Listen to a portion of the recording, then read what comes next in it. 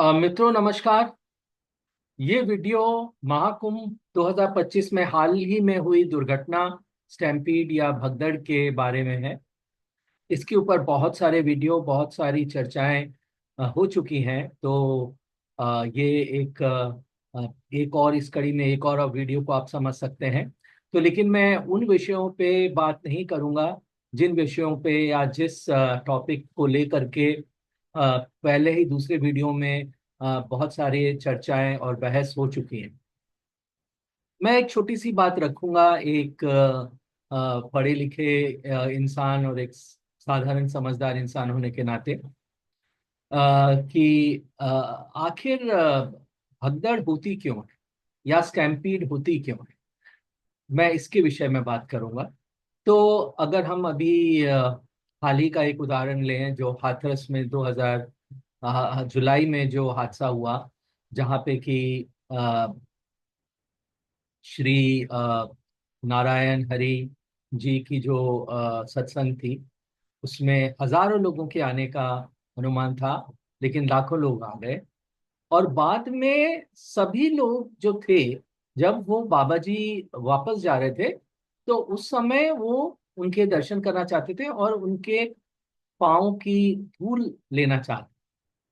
तो अब मेरे कहने का तात्पर्य ये है कि अगर थोड़े ही समय के दौरान बहुत से लोग एक ही काम करना चाहें जो कि संभव ना हो सके, तब भगदड़ होती है।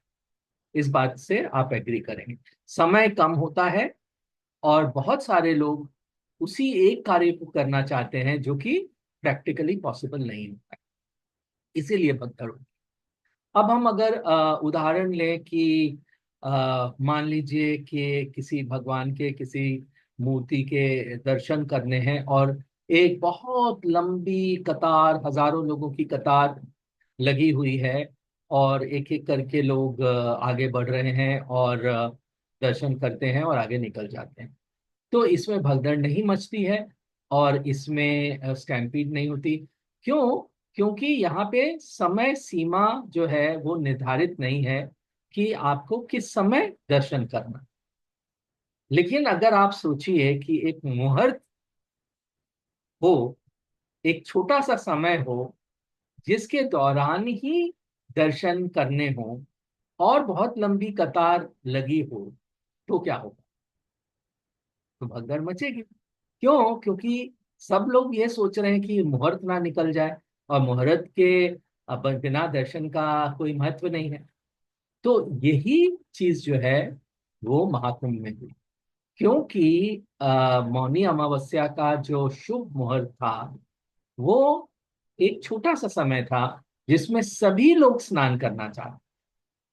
तो भगदड़ तो मचनी ही थी, भगदड़ तो मचनी ही थी, स्टैम्पीड तो होनी ही थी, क्योंकि समय बहुत कम था और लोग बहुत ज्यादा थे। और प्रैक्टिकली ये पॉसिबल नहीं था कि सब लोग उतने समय में, उस मुहूर्त के समय में अपना कार्य जो है वो पूरा कर सके। तो मेरे कहने का मतलब ये है कि ये एक साधारण सी बात है। ये कोई बहुत बड़ा विज्ञान नहीं है जो मैं कह रहा हूं। और ये छोटी सी बात जो है वो अधिकारियों को और अथॉरिटीज को क्यों नहीं समझ में आई। तो इसको रोका कैसे जा सकता था? एक बार जब लोग इकट्ठा हो गए, जमा हो गए, लाखों लोग जमा हो गए, फिर आप कुछ नहीं कर सकते। आप उनको जमा होने से अगर रोक सकें तो ही आप सिचुएशन को कंट्रोल कर सकते। तो ऐसा उन्होंने कुछ किया नहीं, लोग जमा हो गए और फिर उसको बात कंट्रोल करने की कोशिश की, जो कि संभव ही नहीं था। जब बड़े बड़े आयोजन होते हैं तो टिकट क्यों लगाया जाता है? टिकट इसके लिए लगाया जाता है कि आने वाली संख्या को कंट्रोल किया जा सके। अब ऐसे आस्था और जो इस तरह के जो होते हैं, आस्था वाले जो प्रोग्राम होते हैं, उसमें तो टिकट होता नहीं है। इसका मतलब है कि आप किसी को रोक नहीं सकते कि कौन आएगा।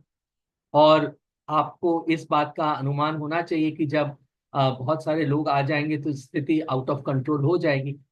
तो ये बात लोगों को समझनी चाहिए थी, जो लोग नहीं समझे। हालांकि आपने कितने भी एडमिनिस्ट्रेशन में लोग लगा दिए हो, एआई का इस्तेमाल कर रहे हैं, घुड़सवारों का इस्तेमाल कर रहे हैं, पुलिस का इस्तेमाल कर रहे हैं, जगह जगह पुलिस लगा दी गई है, लेकिन जो प्रैक्टिकल डिफिकल्टी है कि थोड़े ही समय में बहुत से लोग एक कार्य को किस तरह कर सकते हैं, ये तो आपने सोचा ही नहीं। तो ये हादसा मेरे हिसाब से तो it was something which was going to happen, जो होने की तैयारी में ही था और वो होने वाला ही था। आप इसको एक गलत वे में मत लीजिएगा। ये मैं सिर्फ एक बहुत प्रैक्टिकल एग्जाम्पल की बात कर रहा हूँ। मैं एक साइंस का लेक्चरर हूँ और मैं सिर्फ एक सिचुएशन को एनालाइज कर रहा हूँ साइंटिफिकली और अपना मत रख रहा हूँ।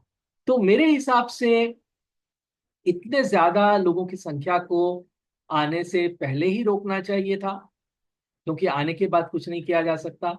और लोगों को जो आते हैं उनको खुद ही समझना चाहिए कि मुक्ति का एक ही उपाय नहीं है कि प्रयागराज में आपको, अगर आप डुबकी लगाएंगे महाकुंभ में, तो ही आपको मोक्ष प्राप्त होगा। मोक्ष प्राप्त करने के अनेक साधन हैं। तो वहाँ की प्रैक्टिकल डिफिकल्टीज को जानते हुए बहुत से लोगों को महाकुंभ जाने का प्लान बनाना ही नहीं चाहिए था।